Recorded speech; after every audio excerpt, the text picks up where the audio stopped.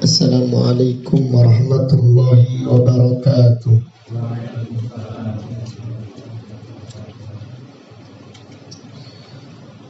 Innal hamdalillah nahmaduhu wa nasta'inuhu wa nastaghfiruh wa na'udzu billahi min syururi anfusina wa min sayyiati a'malina. Man yahdihillahu fala mudilla lahu wa man yudlil fala hadiya lahu. Wa ashhadu an la ilaha illallah wahdahu la syarika lah. Wa ashhadu anna Muhammadan abduhu wa rasuluh. Amma ba'du fa inna asdaqal hadithi kitabullah wa khairal hadi hadi Muhammadin sallallahu alaihi wasallam wa syarrul umuri muhdatsatuha wa kullu muhdatsatin bid'ah wa kullu bid'atin dhalalah wa kullu dhalalatin finnar. Allahumma faqihna fid din. Allahumma inna nas'aluka ilman nafi'ah wa rizqan tayyibah wa amalan mutaqabbalah. Allahumma inna na'udzubika min ilmin la yanfa' wa min qalbin la yakhsha wa min nafsin la tashba' wa min da'watin la yustajabu laha. Alhamdulillah, pada malam yang berbahagia ini,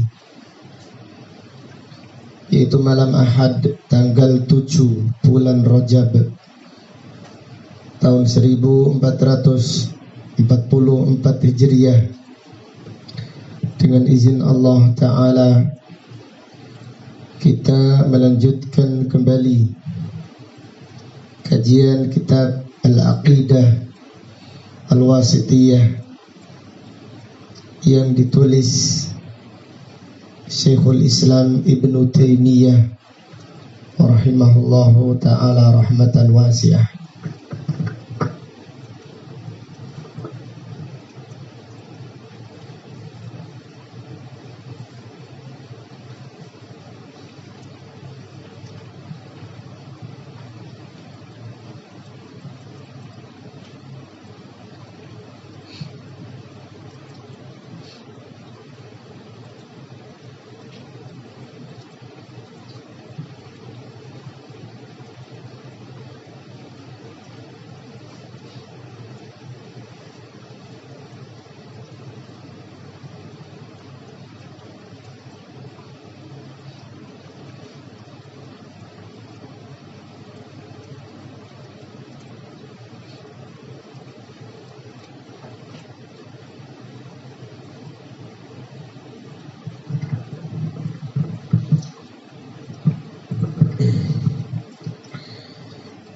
Pada kesempatan malam yang berbahagia ini, kita memulai kajian dengan membaca firman Allah Surat Al-Furqan ayat yang 1 sampai ayat 2. Surat Al-Furqan ayat 1 sampai ayat 2.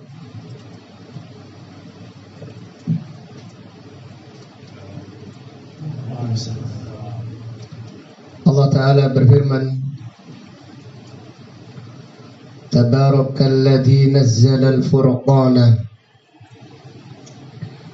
ala abdihi liyakuna lil'alamina nadhira alladzi lahu mulku as-samawati wal ard wa lam yattakhidh walada walam yakul lahu syarikun fil mulk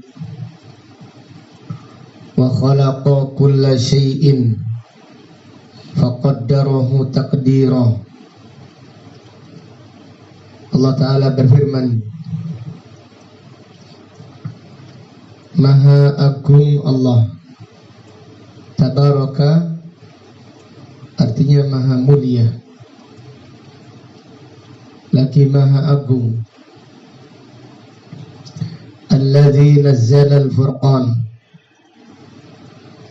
yang telah menurunkan Al-Furqan. Jadi salah satu nama Al-Quran adalah Al-Furqan, karena Al-Quran adalah pembeda antara kebenaran dan kebatilan. Demikian pula pembeda antara tauhid dan juga kesyirikan. Ala abdihi, kepada hambanya, yaitu kepada Nabi Muhammad sallallahu alaihi wasallam. Jadi Nabi Muhammad sallallahu alaihi wasallam adalah hamba Allah, bukan Tuhan dari selain Allah.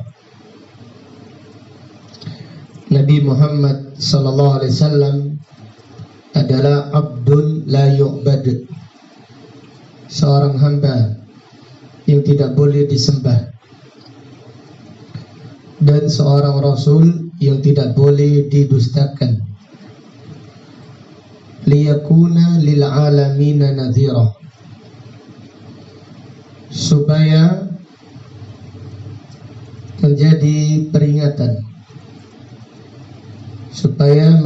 peringatan, bagi alam semesta, itu bagi manusia. Jadi Nabi Muhammad sallallahu alaihi wasallam adalah pemberi peringatan kepada manusia untuk mentauhidkan Allah dan untuk meninggalkan kesyirikan. Dan siapa yang mentaatinya, Allah akan memberi balasan surga. Dan siapa yang mengingkarinya, Allah akan yaitu menyiksanya di dunia dan di akhirat.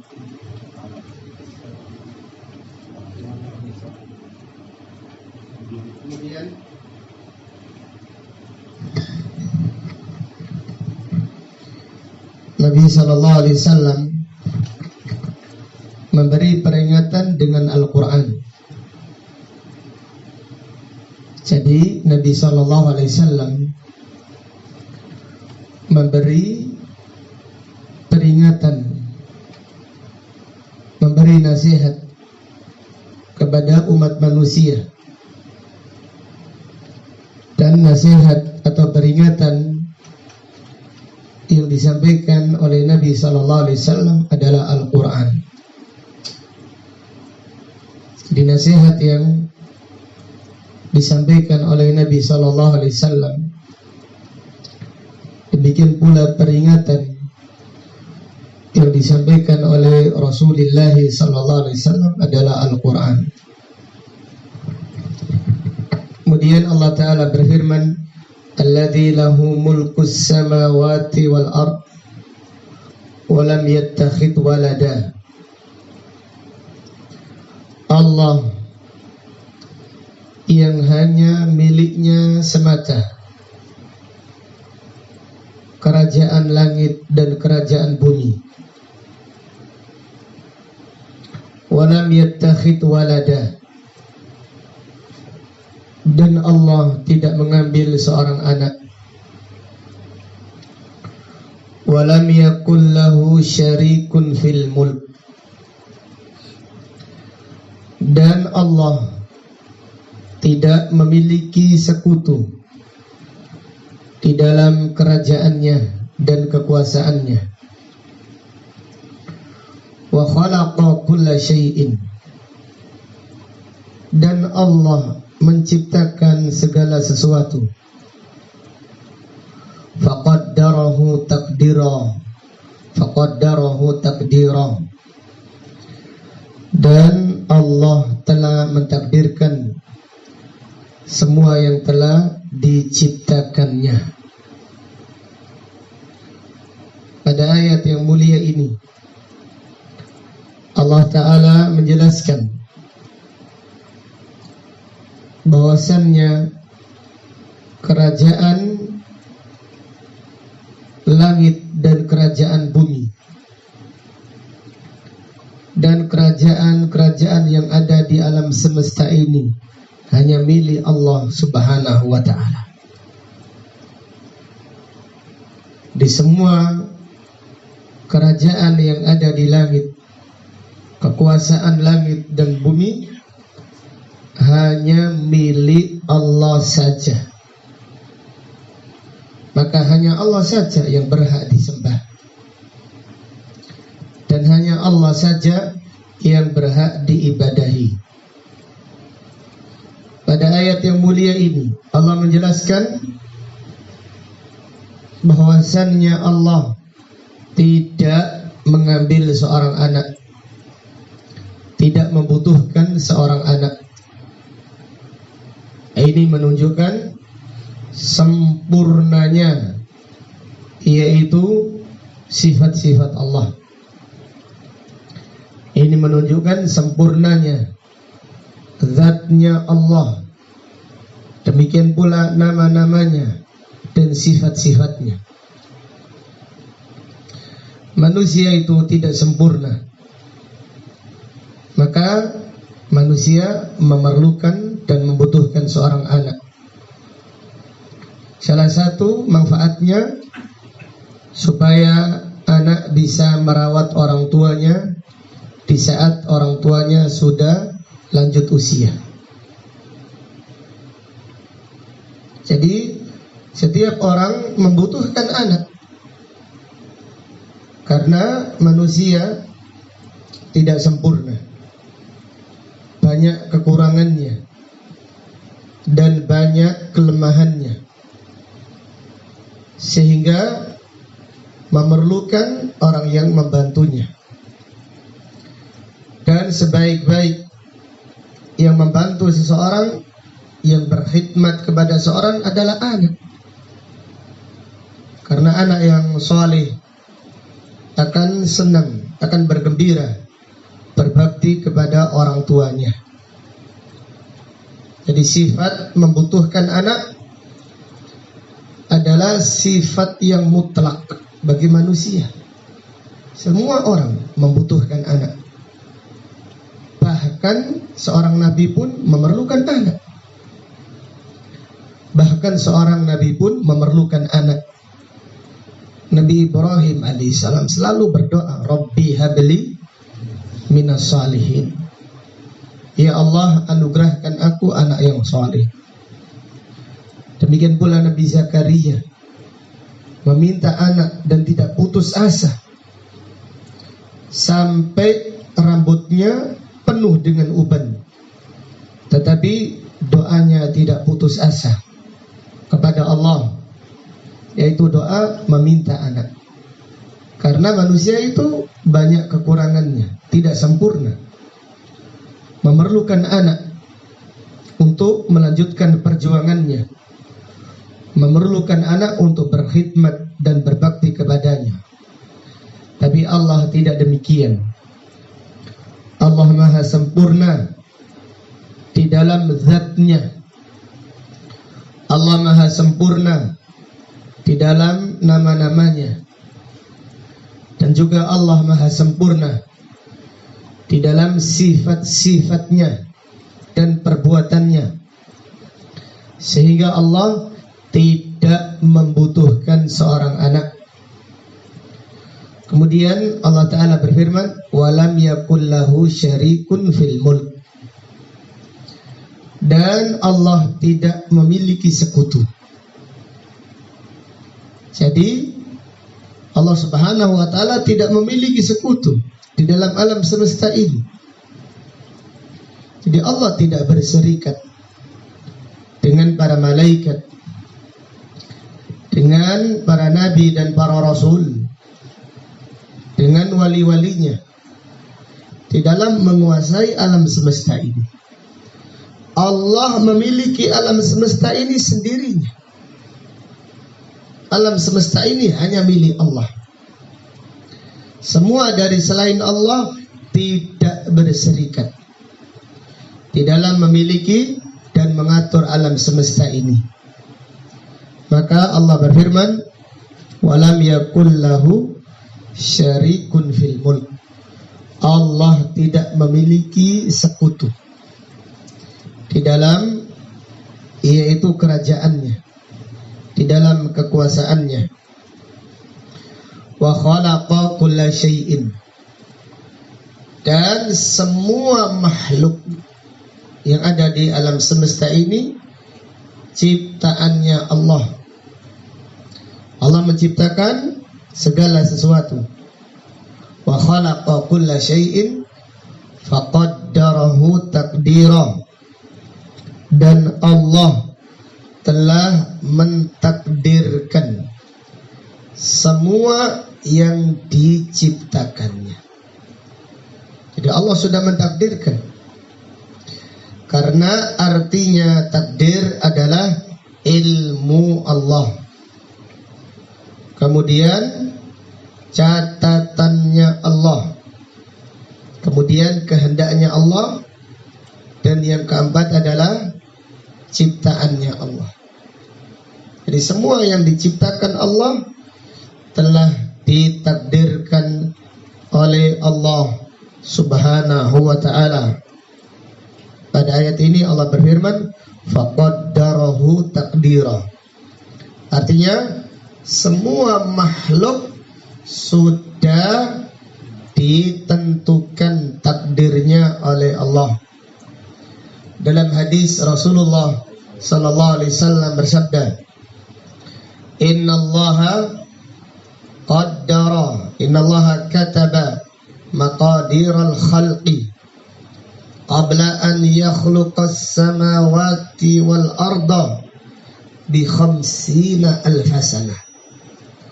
Sesungguhnya Allah telah mencatat takdir makhluknya sebelum menciptakan langit dan bumi jarak 50.000 tahun. Jadi sebelum 50.000 tahun takdir kita ini sudah dicatat oleh Allah Subhanahu wa ta'ala. Kita wajib mengimaninya. Kita wajib mengimaninya. Bukan hanya takdir kita saja, takdir semua yang ada di dalam semesta ini sudah dicatat oleh Allah. Semenjak Allah, yaitu sebelum menciptakan langit dan bumi, yaitu 50.000 tahun. Ayat ini adalah ayat yang sangat agung, yang menetapkan sifat-sifat Allah, dan juga ayat ini menjelaskan, yaitu meniadakan sifat yang kurang dari Allah. Dari ayat ini terdapat beberapa pelajaran dan faedah yang bisa diambil. Yang pertama,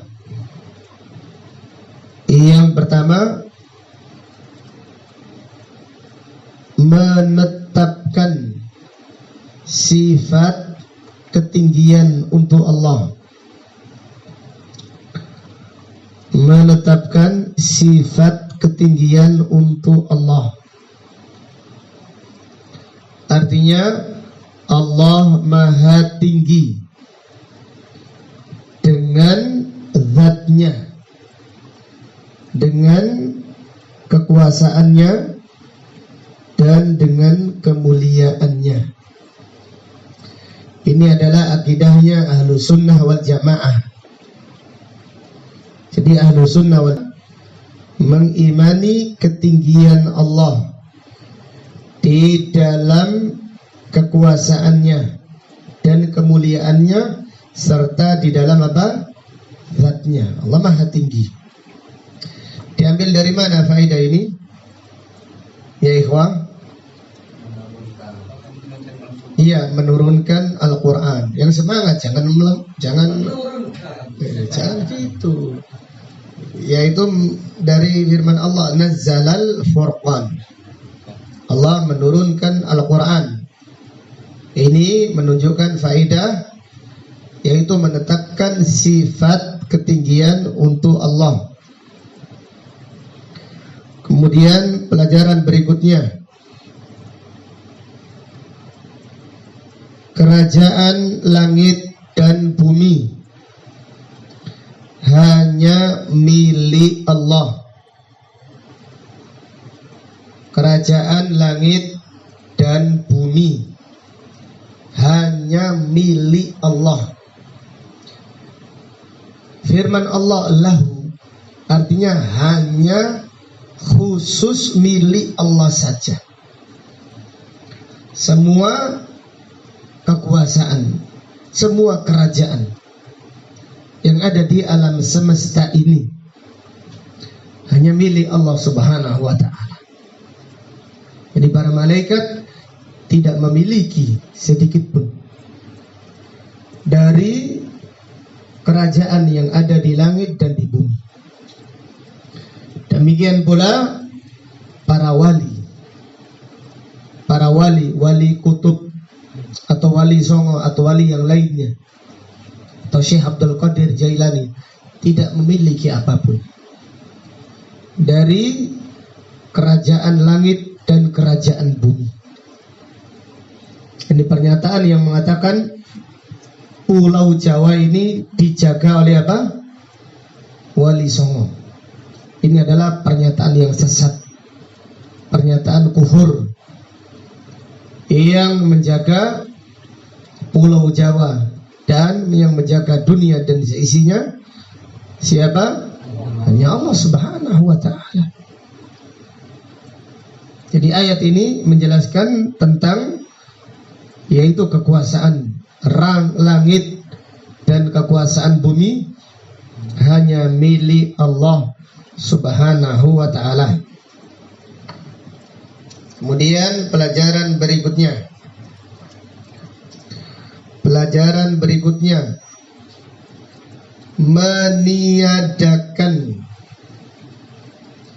meniadakan kepemilikan anak untuk Allah.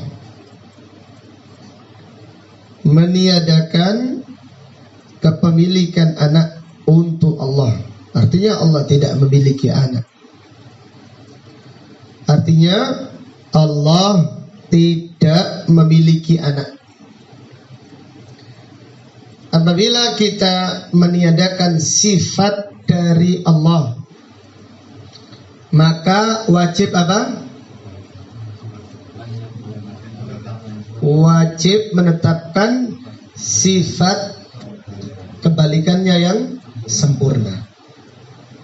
Jadi apabila kita mengatakan Allah tidak punya anak, kita wajib menetapkan karena Allah maha sempurna zatnya, maha sempurna nama-namanya, dan maha sempurna sifat-sifatnya dan perbuatannya.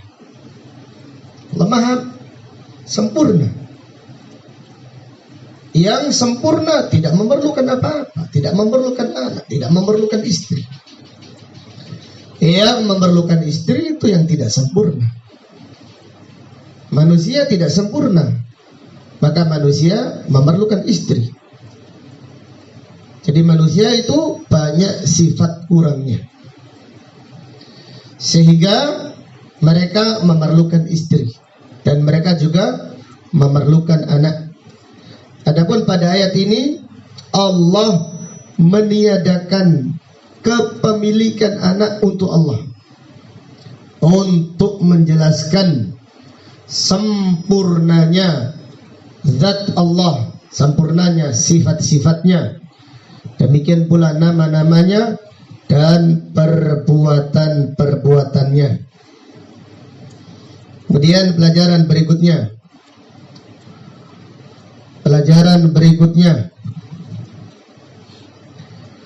nafyu asyuraka anillah fi al-mulk, meniadakan sekutu bagi Allah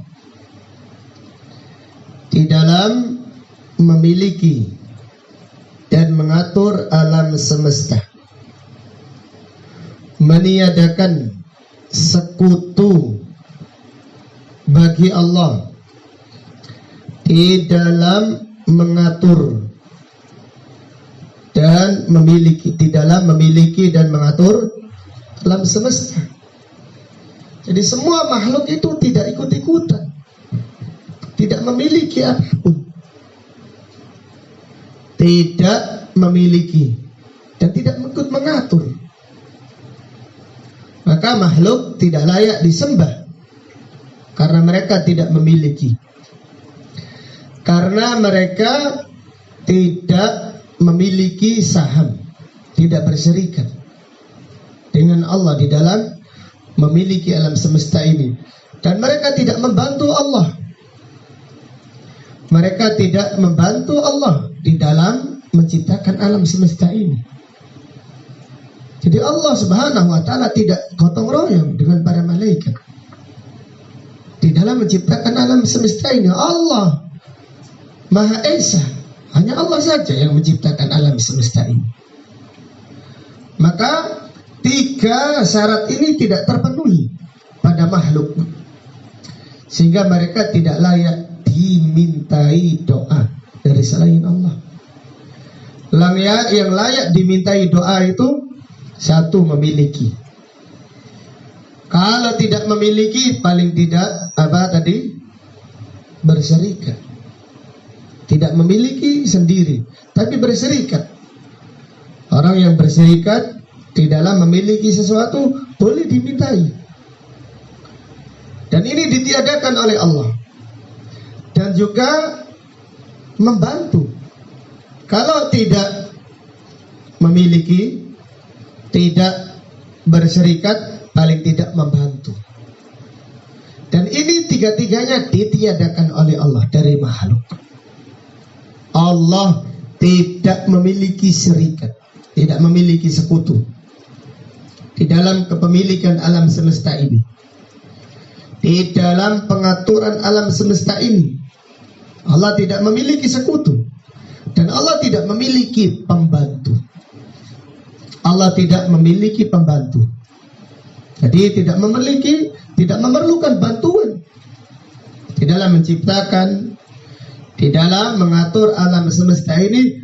Allah Subhanahu wa taala tidak memerlukan bantuan makhluknya. Maka pada ayat ini Allah meniadakan walam yakun syarikun fil mulk. Allah tidak memiliki sekutu di dalam, yaitu kepemilikan dan pengaturan alam semesta. Kemudian pelajaran berikutnya, fihi rububiyatullah burhanun, rububiyatullah burhanu uluhiyati. Dari ayat ini terdapat pelajaran rububiyahnya Allah adalah bukti uluhiyahnya. Rububiyah Allah adalah bukti uluhiyahnya. Artinya apa? Artinya apabila yang menciptakan, yang memiliki, dan yang mengatur alam semesta hanya Allah. Apabila yang menciptakan, yang memiliki, dan yang mengatur alam semesta hanya Allah, maka ibadah harus diarahkan kepada siapa? Hanya Allah saja. Jadi orang yang menyekutukan Allah itu adalah orang yang tidak punya akal. Bagaimana mereka memberikan ibadah kepada selain Allah? Ini adalah kezaliman yang paling zalim. Karena zalim itu di dalam bahasa Arab artinya wad'u syai' fi ghairi mahallihi, meletakkan sesuatu bukan pada tempatnya. Ibadah itu tempatnya hanya kepada Allah saja. Arahnya ibadah hanya kepada Allah saja. Karena apa? Karena disebutkan pada ayat ini, yang memiliki alam semesta hanya Allah, yang mengatur alam semesta hanya Allah, yang menciptakan alam semesta hanya Allah saja. Maka apabila demikian, berarti hanya Allah saja yang berhak disembah dan yang berhak diibadahi. Kemudian pelajaran berikutnya,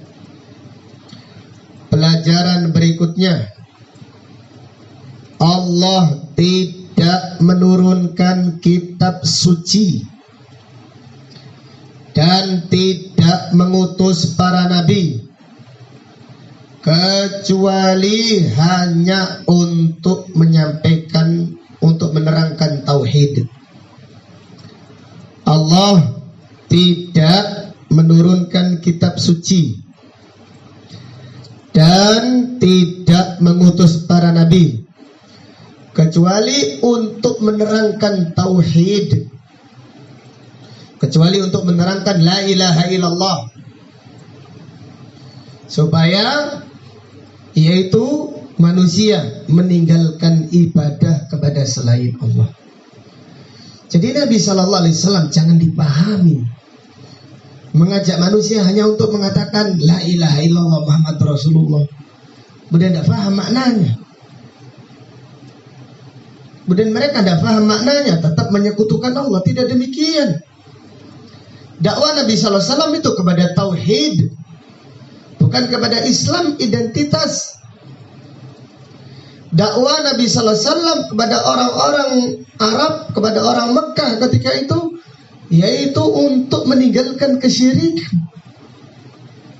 Nabi SAW berkata, Ayuhan nas qulu la ilaha illallah tuflihu.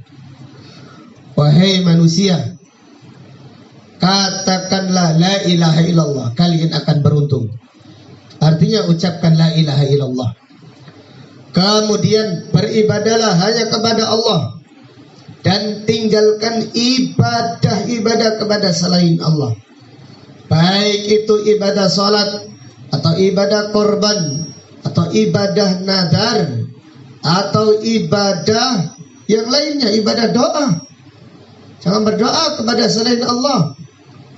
Jangan berdoa kepada para wali yang telah meninggal dunia. Wali yang telah meninggal dunia itu tidak mendengarkan doa orang-orang yang meminta kepadanya.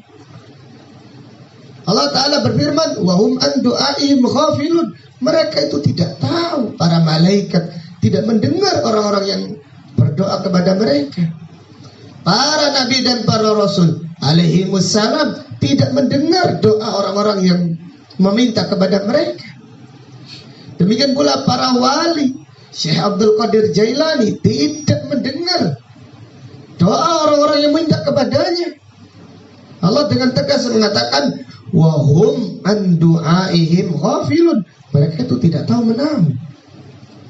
Maka Nabi Isa alaihissalam heran, kok disembah dari selain Allah. Maka Allah pada hari kiamat nanti bertanya kepada Nabi Isa alaihissalam, a'anta qulta linnas ittakhiduni wa ummiya ilahaini min dunillah. Wahai Isa alaihissalam, apakah kamu berdakwah kepada manusia, sembahlah aku dan ibuku selain menyembah kepada Allah subhanahu wa ta'ala? Nabi Isa berkata, subhanak, maha suci engkau ya Allah, aku tidak mungkin mengatakan sesuatu yang bukan hakku. Ibadah itu bukan hakku, bukan haknya Nabi Isa alaihissalam, bukan haknya Nabi Muhammad sallallahu alaihi wasallam, tapi haknya siapa? Allah saja. Demikian. Jadi ayat ini adalah ayat tentang tauhid. Ayat surat Al-Furqan tentang tauhid. Allah membatalkan kesyirikan. Allah menetapkan bahwasanya ibadah hanyalah milik Allah Subhanahu wa ta'ala. Kemudian pelajaran berikutnya.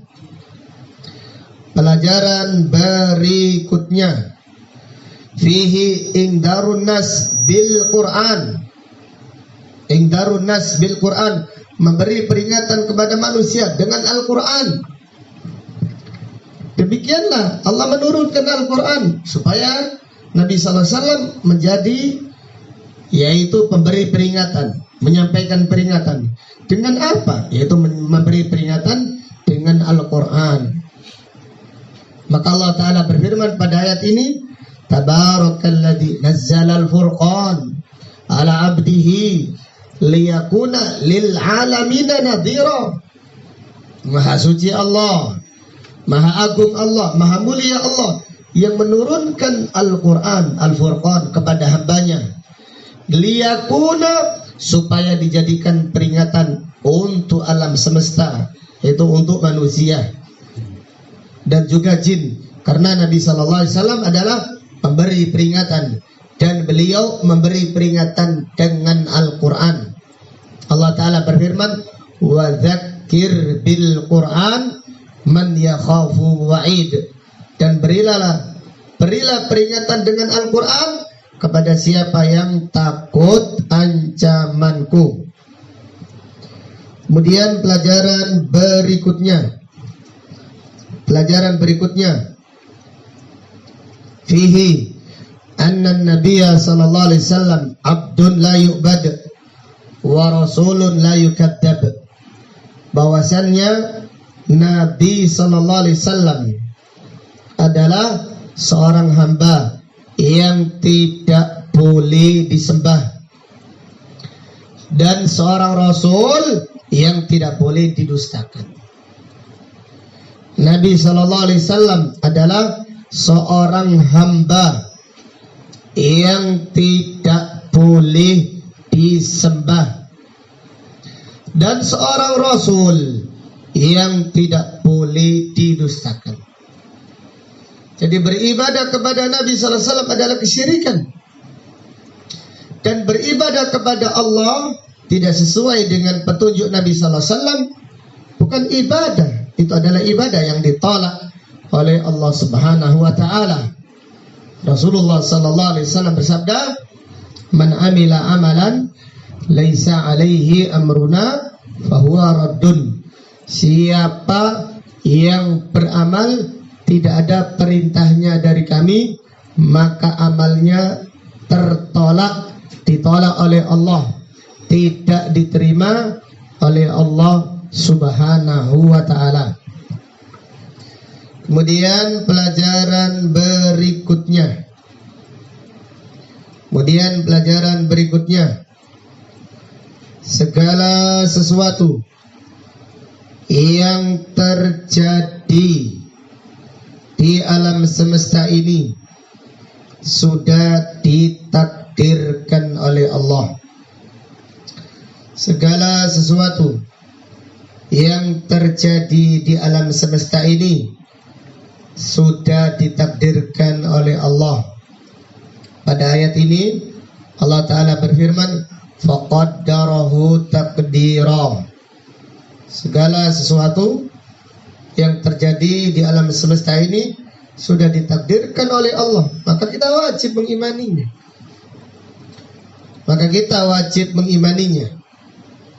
Dan beriman dengan takdir itu sangat penting. Termasuk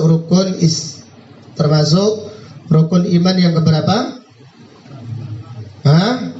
Termasuk rukun iman yang keenam. Abdullah bin Abbas radhiyallahu anhu berkata, al-qadaru nizamut tauhid. Beriman dengan takdir adalah nizamut tauhid, teraturnya tauhid. Artinya orang yang tidak mengimani takdir, tauhidnya rusak, tidak diterima oleh Allah Subhanahu wa ta'ala. Orang yang tidak mengimani takdir, yaitu tauhidnya rusak. Karena Abdullah bin Abbas berkata, Al-qadaru at-taqdiru nizamu tauhid. Abdullah bin Umar berkata, walladzi nafsu Ibnu Umar biyadi. Demi Allah yang jiwa Ibnu Umar ada di tangannya.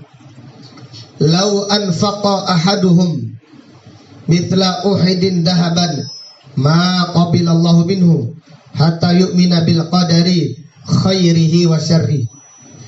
Demi Allah yang jiwa Abdullah bin Umar ada di tangannya, sekiranya mereka bersedekah dengan emas seberat Uhud, tidak akan diterima oleh Allah sampai mereka beriman dengan takdir.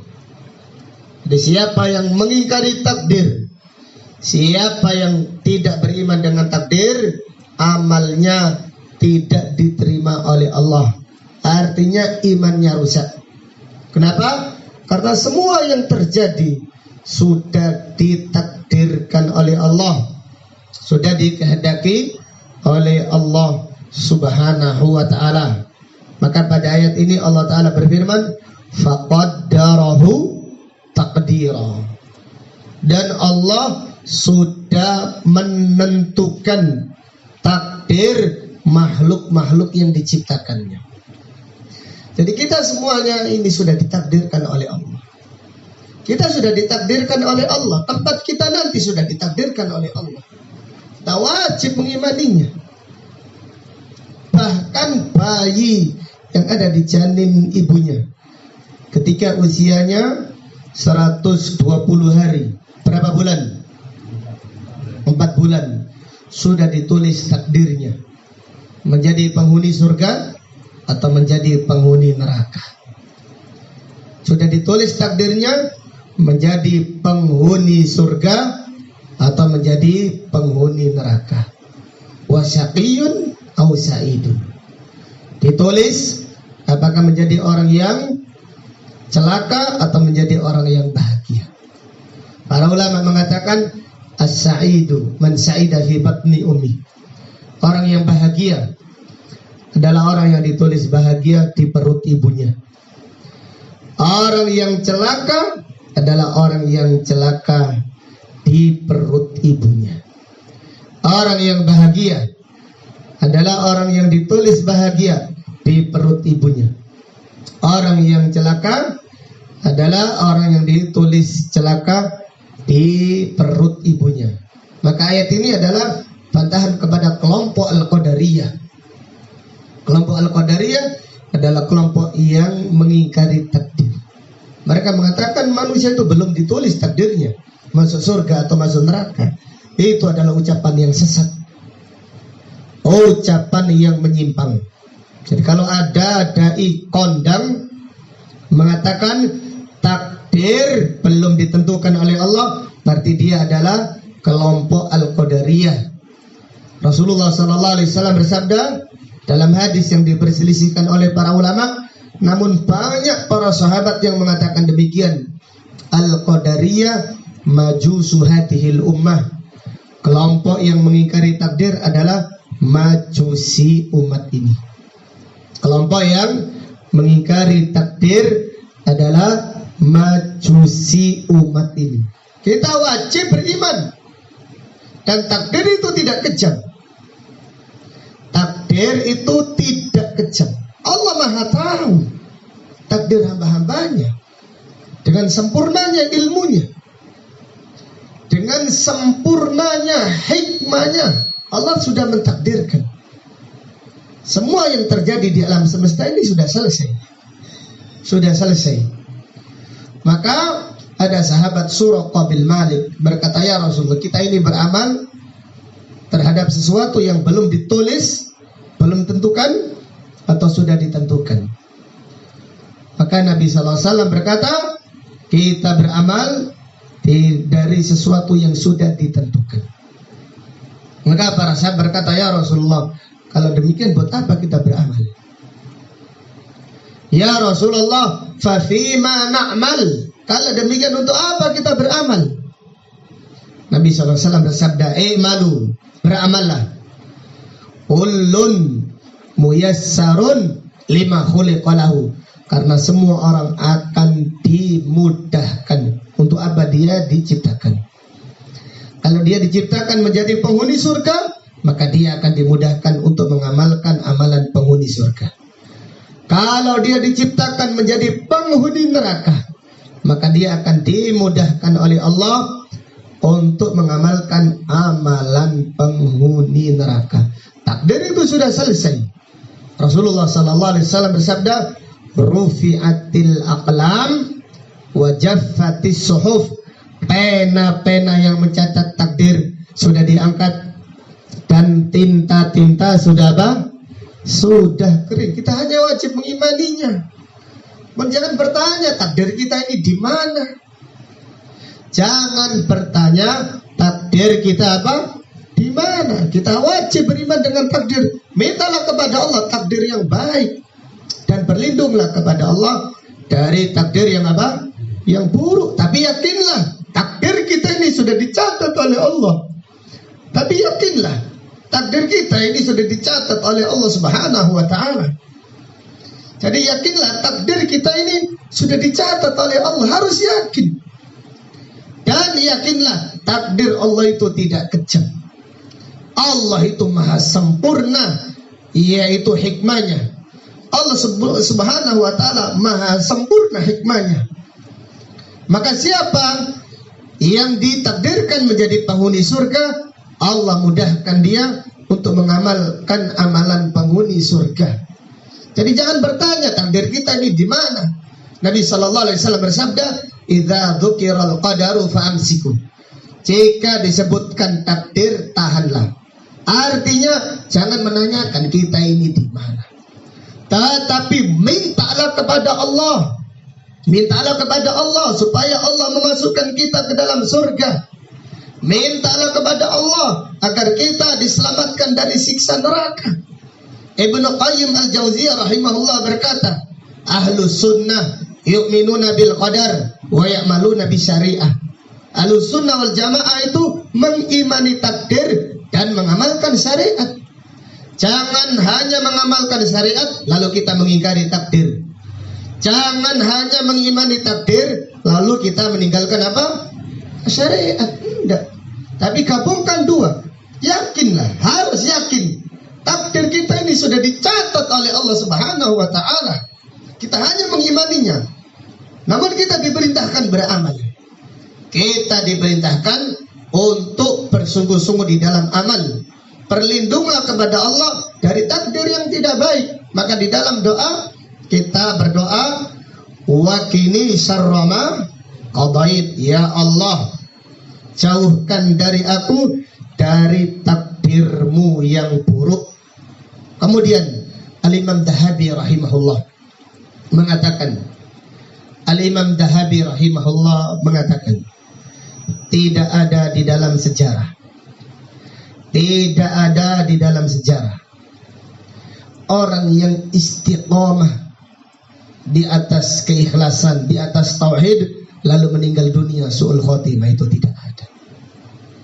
Al-Imam Dahabi berkata, tidak ada satupun di dalam sejarah orang yang istiqamah, orang yang takut pada Allah, orang yang ikhlas kepada Allah, orang yang sabar, lalu kemudian meninggal dunia su'ul khotimah, itu tidak ada.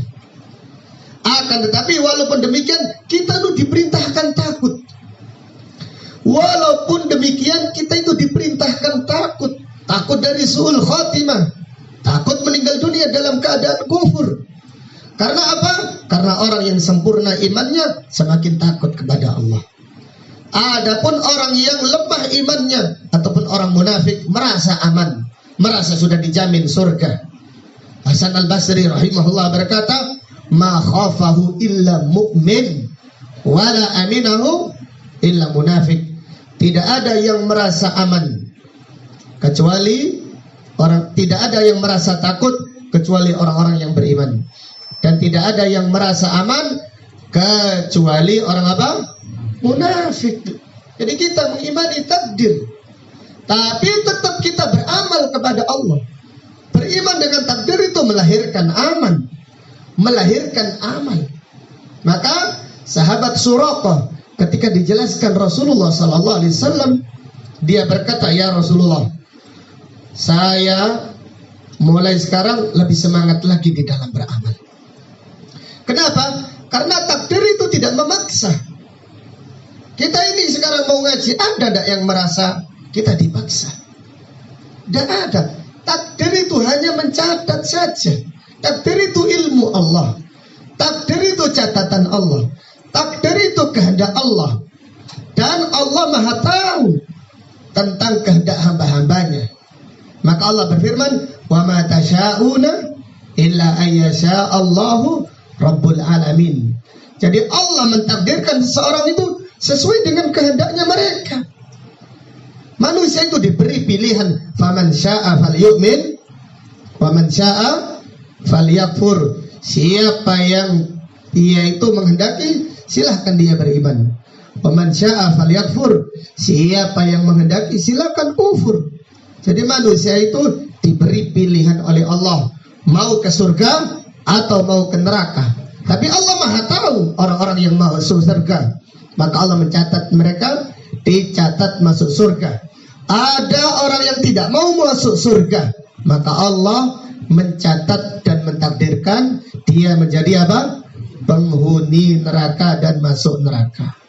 Jadi demikian Allah Ta'ala berfirman pada ayat ini, faqaddarahu taqdira. Maka kita wajib beriman bahwasannya semua yang terjadi di alam semesta ini, yang terjadi pada diri kita, semuanya sudah ditakdirkan oleh Allah Subhanahu wa ta'ala sampai hari kiamat nanti. Wallahu ta'ala a'lam. Kemudian kita baca ayat berikutnya, Surat Al-Mu'minun ayat 91. Kita baca ayat ini, Surat Al-Mu'minun ayat 91. Allah Ta'ala berfirman, mattakhadallahu min waladin wa ma kana ma'ahu min ilah idan ladahaba kullu ilahin bima khalaqa wa la'ala ba'duhum ala ba'd subhanallahi amma yasifun. Allah tidak mengambil seorang anak dan tidak ada sesembahan selain Allah. Kalau sekiranya ada sesembahan dari selain Allah, maka setiap sesembahan akan pergi membawa ciptaannya, dan masing-masing yaitu akan mengalahkan sebagian yang lainnya.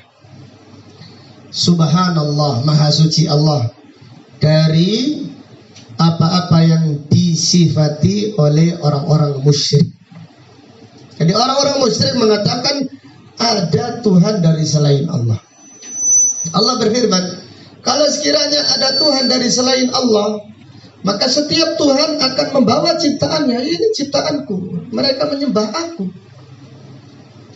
Kemudian kalau sekiranya ada Tuhan, ada sembahan dari selain Allah, maka masing-masing sesembahan berusaha mengalahkan sembahan yang lain. Akan rebutan kekuasaan.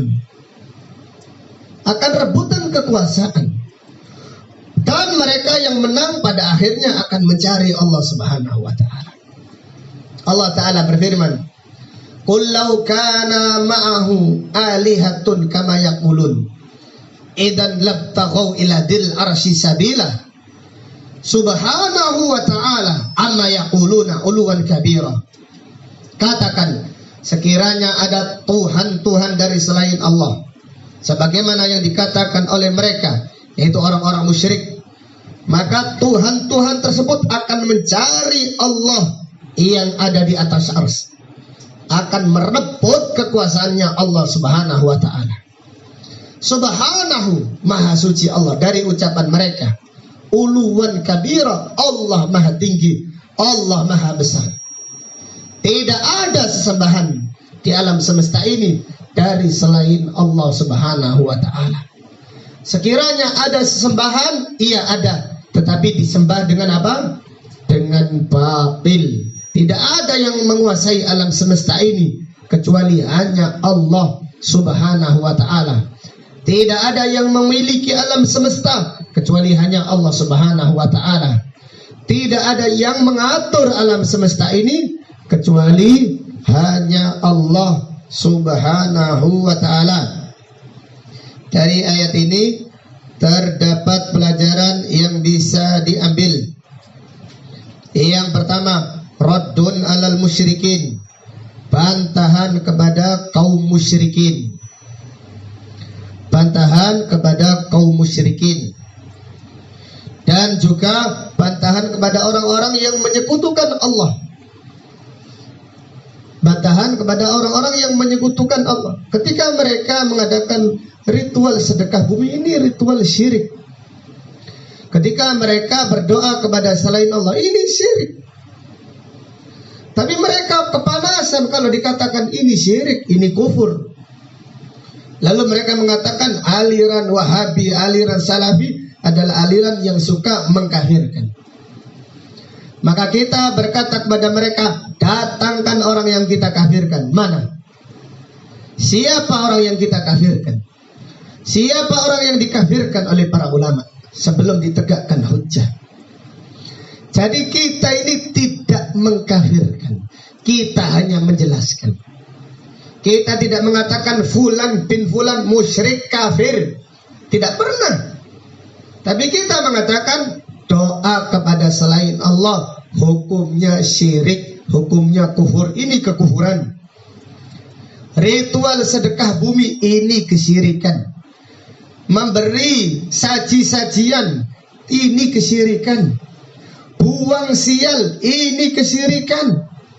Pesimis, demikian pula merasa sial, itu kesyirikan. Kita hanya menjelaskan perbuatannya, karena Rasulullah SAW menjelaskan demikian. Contohnya di dalam hadis Rasulullah SAW bersabda, at-tiyaratu syirkun. Merasa sial, merasa pesimis itu kesyirikan. At-tiyaratu syirkun. At-tiyaratu syirkun. Merasa sial, merasa pesimis, itu adalah kesyirikan. Itu adalah kesyirikan. Apa yang dimaksud merasa sial atau merasa pesimis? Yaitu orang-orang Arab dahulu apabila mau safar, kemudian mereka melempar burung. Apabila mereka mau safar, mereka melempar burung. Apabila burung terbang ke arah kanan, mereka apa? Jalan, mereka optimis, semangat. Kalau burung terbang ke arah kiri, mereka pesimis. Mereka merasa sial, ini nanti ada, yaitu musibah yang akan terjadi. Karena burung terbangnya ke arah apa? Kiri. Ini pesimis, ini kesyirikan. Ini tidak boleh seperti itu. Tidak boleh mengadu nasib dengan burung terbang kanan atau terbang kiri. Sekarang juga banyak sekali pesimis yang dilakukan oleh masyarakat sekitar kita. Di antaranya ada yang merasa pesimis ketika motong kuku di malam hari, atau tidak ada. Merasa sial. Mereka tidak berani motong kuku di malam hari, karena ini dianggap membawa sial. Benar atau tidak Pak Wi? Ada tidak keyakinan seperti itu? Ada. Iya tak, sama menurut tak? Iya. Ada lagi pesimis, seorang wanita yang hamil, kemudian melihat anak kecil cacat. Nah, kemudian pesimis, takut anaknya seperti anak tersebut. Ini perbuatan tercela. Ada lagi yang melihat orang kecelakaan, mau kerja, lihat orang kecelakaan, pesimis, takut, kemudian tidak jadi kerja, merasa sial. Ada yang pesimis ketika yaitu melihat cicak jatuh. Cicak jatuh, mungkin kepleset. Hah? Kepleset, mungkin ada apa, tidak tahu, ada paku atau ada yang lainnya. Cicak jatuh, pesimis. Jadi kalau pesimisnya orang-orang jahiliyah Arab itu karena burung hantu. karena hantu juga. Ada hantu juga. Mereka pesimis. Kalau sudah diganggu oleh syaitan, mereka merasa sial. Ini kesyirikan. Ini dibatalkan oleh Islam. Tetapi kalau kita punya tetangga yang merasa sial karena yaitu sesuatu, karena bulan Suro, katakan mereka merasa pesimis di bulan Suro, maka Suryanata kalau di bulan Suro dijamin tidak ada orang yang menikah. Betul tidak seperti itu? Iya, tidak ada, hampir tidak ada. Kecuali makanya teman-teman yang ngaji kalau menikahkan anak atau mau menikah lagi, silahkan menikah di bulan apa? Di bulan Suro, jawab di bulan Suro. Apakah kita mengatakan sampai gak nikah di bulan Suro sampai musyrik? Kan tidak boleh seperti itu. Kita hanya menjelaskan takut bulan Suro adalah apa? Kesyirikan. Itu karena itu menyelisihi akidah yang dibawa oleh Rasulullah sallallahu alaihi wasallam. Wallahu taala alam. Sampai di sini pengajian kita malam ini. Insya Allah akan kita lanjutkan pada kajian yang akan datang.